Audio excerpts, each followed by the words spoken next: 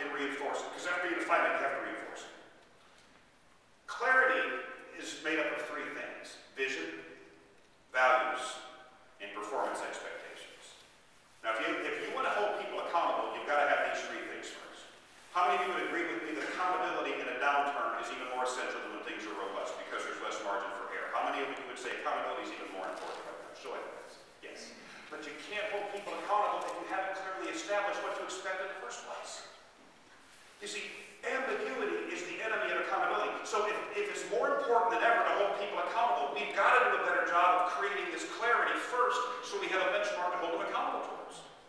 Now, I just said clarity is made up of three things: vision, values, performance expectations. Do you have these three things in your department? Vision is simply a common direction that unites your team. Vision is specific. You know, sometimes people say, well, our vision is to be the best we can be in 2009. Well, that's kind of worthless, because how can you measure that? You can't. How do you know what the best you can be is? Our vision is to reach our full potential this year. Well, that's worthless too. How do you know what your full potential is? You've got to have the guts to lay some real numbers out there. Our vision is this, this, and this. It could be units, gross, penetration, a national ranking, a certain award, whatever it is. It's specific, and it's big, and it's bold, and it unites your team. And let me tell you something. In a downturn, your people need something to rally around. They need a big picture that lends more meaning and puts more meaning into today. If all people have is today, sometimes today is not that great. But here's the problem.